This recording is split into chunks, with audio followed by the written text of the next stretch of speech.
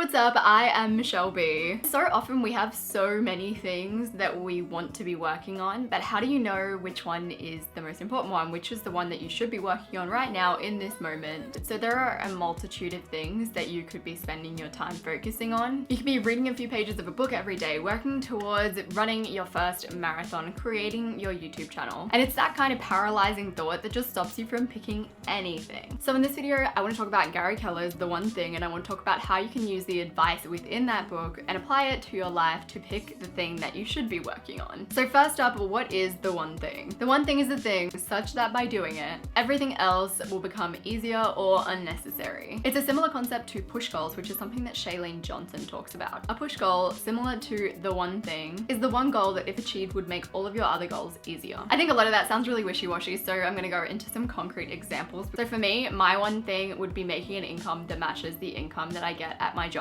If I focus on that one thing, uploading weekly would become a lot easier. I'd have a lot more time to create products, to have a more consistent presence on Instagram. So making an income that matches the income at my job, that might be my one thing for this year. So my one thing this quarter could be to create a product to sell that would generate me some portion of that income that I'm after. One of the best examples is waking up early. So say usually you wake up at 7, then you start waking up at 5. You then use that time to start writing your book and to start exercising. By focusing on just one thing, waking up earlier, you've made all of your goals easier in the process. So how do you find your one thing? Just use the focusing question and then keep on narrowing down. So what is the one thing that by doing it, everything else will become easier or unnecessary? You can ask the focusing questions around different areas of your life. So for example, what is the one thing that would make everything to do with your finances easier or unnecessary? It might lead you down the path of automating all of your money. It would eliminate your freakouts after you receive every bill. It would probably eliminate a lot of the time that you spend scrounging over your money because things are happening automatically in the background. If you're interested in a video on managing your money as well, I have a video on minimalism and money that I think is really helpful, so I'll link that in the description. So the one thing doesn't mean that you actually just have to concentrate on one thing. It just means that you should concentrate on one thing at a time. And I feel like this is something that I preach a lot, focus on one goal at a time. It's not something that I used to do. It's really only something I've done probably in the past 2 years since I did KonMari, decluttered my life, all of that type of thing. So when should you concentrate on your one thing? It's been shown many a time that with each decision that you're making in your life, you're draining your willpower battery just like a little bit. Every time you suppress an emotion, so you're angry and you're trying to hold it back, or maybe you're overjoyed and you're trying to hold it back, you're draining your willpower, and along with that, you're sapping away at your blood sugar. So what I'm hinting at obviously is that you should kick off your one thing first thing in the morning where you can. Not everyone leads a lifestyle where that's possible. I know my partner actually is the opposite to me, so somehow he has all this willpower at night. And I think you know yourself best when it comes to when you're going to have the most willpower to actually work on your one thing. My mornings are my most productive times. If you want me to do anything productive, it's from when I wake up to about 12 p.m. So create a protected time when you work on your one thing. My protected time is like from 5 a.m. till 7:30 in the morning before I head off and I get ready for work. And the last thing that I thought I would mention as a takeaway from this book is what about all of the other things in your life? There are other things that are screaming, and those things aren't always totally unimportant. Cleaning their house is an important thing to do. Contacting people, important. Hanging out with friends, all important stuff. And as Gary Keller says in the book, you should do that stuff. Just don't do it when you've blocked out time specifically to be doing your one thing. So that's my take, my recap of Gary Keller's The One Thing. I feel like the one thing philosophy is something that I implement into my life already a lot with the 80-20 principle, which is also something that's talked about in the book. So The One Thing was a book that we read for Book Club for Babes. If you're not joined to Book Club for Babes, then get onto it. The link is in the description down below. It is a group filled with like beautiful babes that are all reading one book every single month, and then we chat about the book in the group, and there is some awesome discussion in the group about the books. So if you're interested in the concept of the one thing, you're probably going to be interested in a video that I made on the 80-20 principle. So I will link that. It's going to be somewhere on the screen, possibly that way, maybe that way.